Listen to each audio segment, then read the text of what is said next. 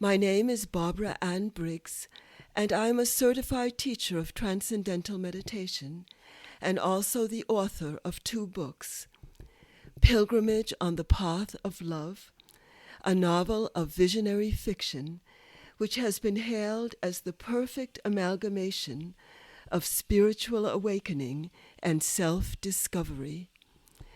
I'm also the author of The Contribution of Maharishi's Vedic Science to Complete Fulfillment in Life.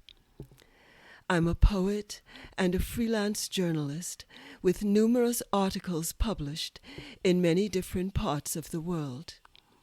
In this podcast, The Essence of Life, we will begin to understand the meaning of what is actually the essence of life and where can we find it. The essence of life is hidden in the silent source of life itself. If you enjoy this podcast, please feel free to make a monthly donation. This will enable me to continue to make many more podcasts. It's a very simple process. Just click the donate in the show notes or just click the button below the list of podcasts. This would be very greatly appreciated. Of today's podcast is faith. I will be reading a short passage from the book called Dive Deep and Soar High by Swami Satchidananda of Ananda Ashram in Kerala. This is from his book, Faith. Shyam, what do you mean by the word faithful? Ramu, I know faith has many meanings. The usual expressions are 1, I have faith in God. 2, one must have faith in one's own religion. 3, one must be faithful to his master or employer. 4, faith can work wonders. For more details, let us go and ask our guru. Both of them go to their guru. Ramu, faith in God, what does this mean? Guru, faith means believing in something that cannot be visualized by the 5 senses. Faith in God means believing in the words of saints who have experienced God, that God exists. Ramu, can this be firm faith? Guru, in the beginning this faith may remain shaky if some of our prayers to that power are not granted. But though shaky, it is necessary and has to be made firm. Ramu, when will it become unshakable? Guru, only when we get some experience of God.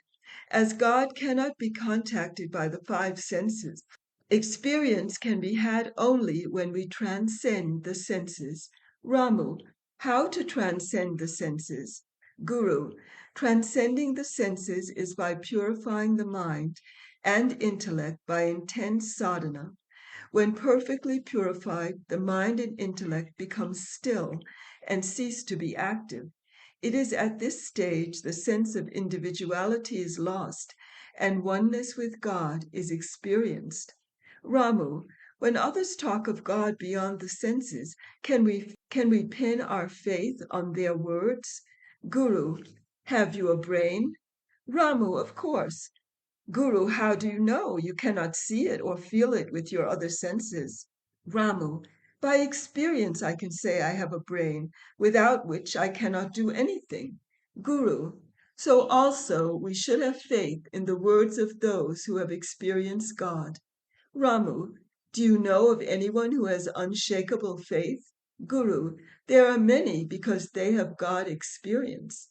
Ramu, it is said, faith works wonders. What are we to understand from this? Guru, a man wanted to cross a river in floods. There was no boat available. He went to a holy man who gave him an amulet and assured him that he could walk across the river safely with the amulet. And he did. In another case, a man wanted to cross a turbulent river. He got a packet of prasad from his guru with blessings to safely walk across the river. He was told not to open the packet till he reached the other shore. He started walking over the water joyfully. In midstream, curiosity got the better of him and propelled him to open the packet to see what wonderful thing it contained. He found only a slip of paper on which Ram was written. Doubt arose if Ram's name could be so powerful. The result was the next moment he found himself drowning. This shows faith made one perform something wonderful, the impossible, while doubt made one sink and die. Ramu, is faith not required for ordinary success in life? Guru, yes, faith is necessary in every walk of life from childhood. When we go to school, we should have implicit faith in the teachers. When the teacher says 2 plus 2 makes 4, unless the student accepts it with implicit faith, he cannot make any progress in his studies. Fortunately, children are blessed with such faith.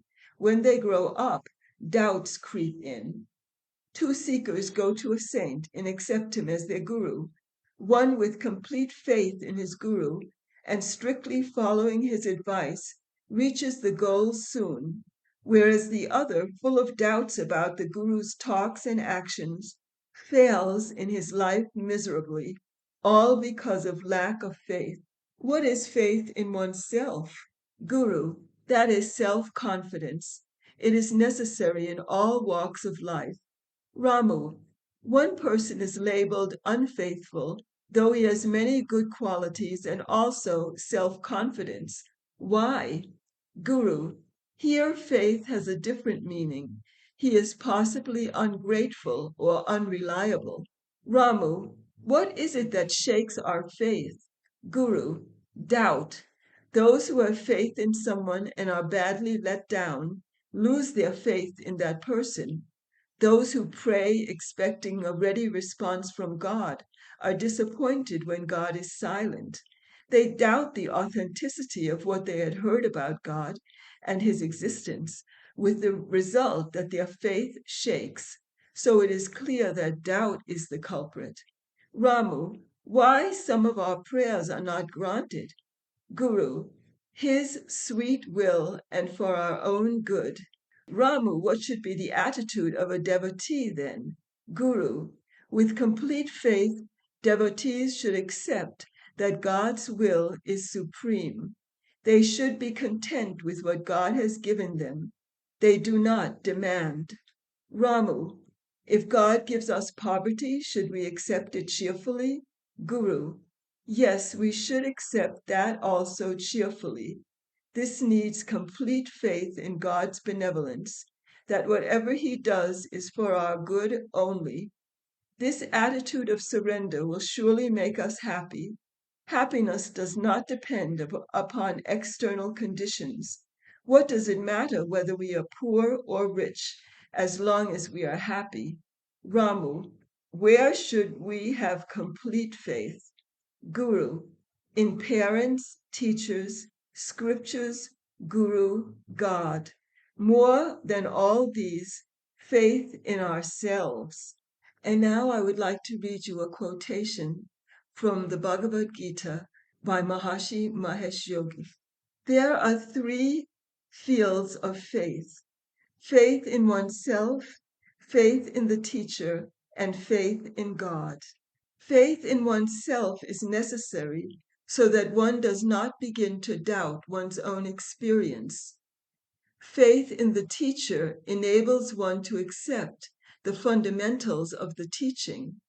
If, in the absence of faith, the basic principles of the teaching are rejected, one can neither derive any benefit from it nor verify its truth, since the truth of the teaching can be verified only by personal experience, which arises from the practice given by the teacher. Faith in God protects man's heart and mind and ensures that steady progress which is so important in the life of a seeker. Faith provides an anchor in life, not only for the seeker of truth, but for any man. It is needed for any accomplishment in life. For greater accomplishment, it is needed in greater measure. For ultimate fulfillment in God consciousness, the greatest faith is needed. Meditation is a process which provides increasing charm at every step on the way to the transcendent. The experience of this charm causes faith to grow. Moreover, the regular practice of meditation brings the great blessings of harmony and joy to life. This too helps the heart and mind to grow in faith and keeps a man active of purpose on the path to enlightenment, and thus stability is gained on the way. And the last quotation which I would like to share with you today is a quotation by Swami Vivekananda, and I quote, "Faith is not belief, it is the grasp of the ultimate, an illumination. He who has no faith in himself can never have faith in God. It is faith that makes a lion of a man." End quote. These were the quotations on faith, which I wanted to share with you today. A new podcast episode will be uploaded every 2 weeks. If you'd like to learn more about my work, you're welcome to go to my website, barbaraannbriggs.com. And you're also welcome to go to the free book page on my website and sign the email list and download the free book, Blossoms of Love, Quotations by Saints. You're also most welcome to subscribe to my YouTube channel, Living Wisdom, Barbara Briggs. Until we meet again, very, very best wishes to you.